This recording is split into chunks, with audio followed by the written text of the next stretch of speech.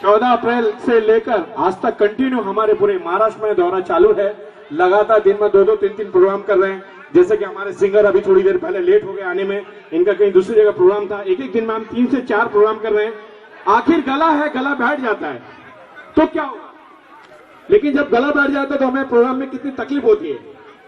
पिछले हफ्ते की बात है, प्रोग्राम के लिए मैं पुणे जाने वाला था और गला बैठ चुका मेरा, और सुबह ही मुझे पुणे निकलना था प्रोग्राम के लिए। गले से बिल्कुल नहीं आवाज है। चांदनी मोरे नाना पाटेकर की आवाज के ऊपर इनको ये इनामत मेरे लिए आया, जरा जोरदार तालियां होनी चाहिए। तो मैं बताना चाहूंगा, जैसे मैं आज 200 फिल्मी कलाकारों की आवाज निकालता हूं और 150 जानवरों की आवाजें निकालता हूं, बहुत सारे साउंड इफेक्ट मैं पेश करना चाहूंगा।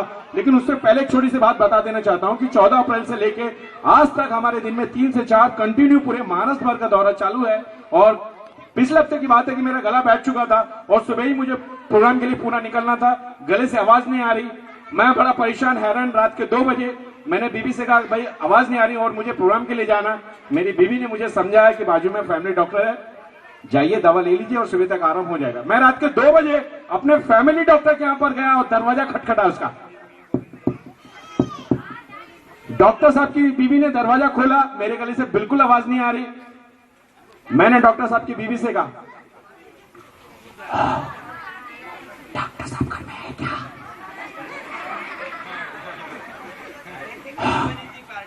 डॉक्टर साहब घर में है क्या? भगवान जाने डॉक्टर साहब की बीवी के मन में पता नहीं क्या बात आई। डॉक्टर साहब की बीवी ने पहले यहां देखा, फिर वहां देखा, पीछे पलट के देखा और धीरे से कहती है, घर में कोई नहीं है।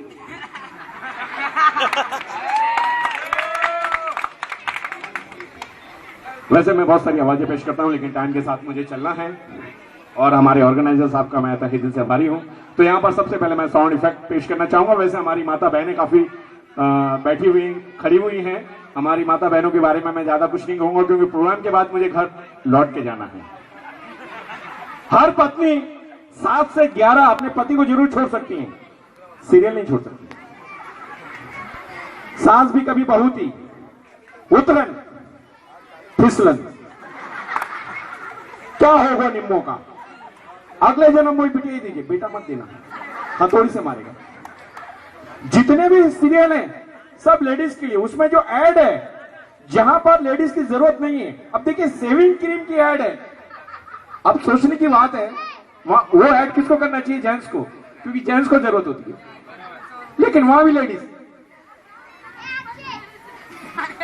लक्स, हमाम, बेनाम, जितने चैनल है, जितने सब है, सब लेडीज के लिए। एड जितने भी वो भी लेडीज के लिए, जेंट्स के लिए कुछ नहीं। जेंट्स के लिए सिर्फ एक ही, झंडू माम, आईटेक्स, सारे के सारे सब किसके लिए? और जितने भी चैनल है सब लेडीज के लिए, जेंट्स के लिए कुछ नहीं। जेंट्स के लिए है तो सिर्फ एक ही, रामदेव बाबा। ये आदमी पता नहीं कब खाते हैं, कब पीते हैं, कब सोते हैं, कुछ पता नहीं चलता। सुबह 4 बजे टीवी ऑन कीजिए, आंख मारते हुए नजर आएंगे। ऐसा करना चाहिए, योगा करने से हर एक चीज का इलाज होता है। ये नहीं 4 दिन की और छोड़ दिया, अब हमसे नहीं हो रहा, फिर नहीं होगा। पुरुषों को पीछे जाने दीजिए, महिलाओं को आगे आने दीजिए। जब महिला आगे आती तो बाबा को योगा करने में बड़ा मजा आता है। आइए साउंड इफेक्ट में पेश करना चाहूंगा, टाइम कम है हमारे।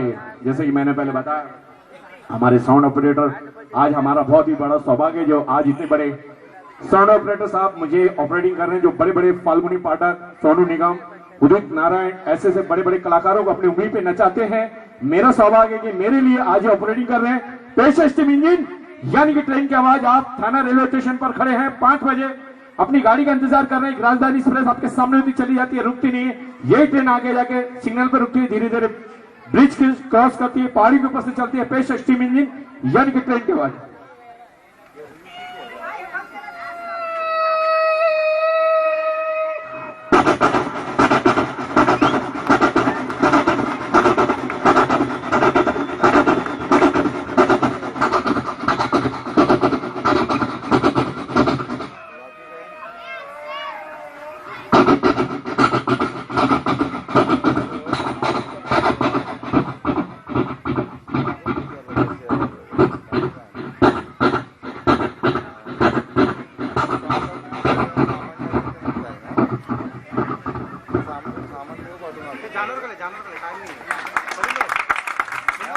ट्रेन मुंबई से दूर चली जाती है, एक जंगल के किनारे छोटा सा गांव होता है, उस गांव में खड़ी हो जाती है। गांव का सुबह का माहौल कितना प्यारा होता है।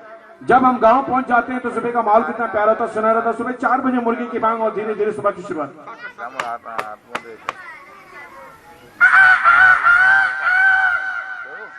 मुर्गी के बिल्कुल छोटे छोटे बच्चे अंडे से बाहर निकलते हैं, चिल्लाना चालू।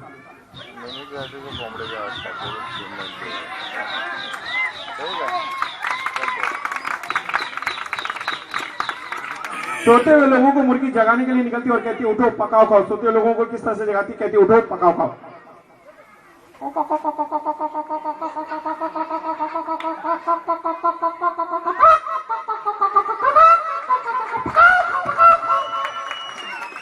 गांव के किनारे कुत्ते के बिल्कुल छोटे छोटे पिल्ले ठंडी से चिल्लाते हैं, बिल्कुल पिल्लों की आवाज।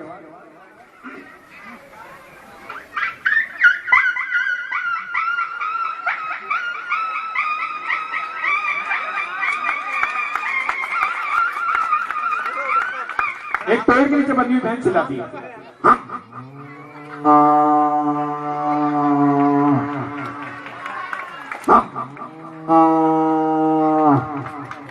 दूध वाले दूध निकालने जाते हैं, जिस वक्त दूध बाल्टी में गिरता है।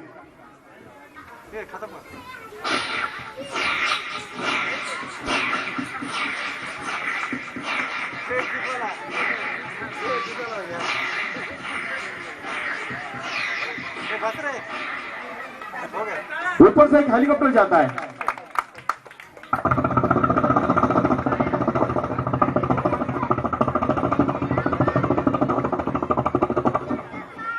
हेलीकॉप्टर से गांव के बीच में एक रोटी का टुकड़ा, पाव का टुकड़ा गिर जाता है। एक कुत्ते का इतना बड़ा पिल्ला वहीं पे खाने के लिए जाता है, वहीं पे दूसरा पिल्ला आता है, तो दोनों की बातचीत, दोनों का झगड़ा।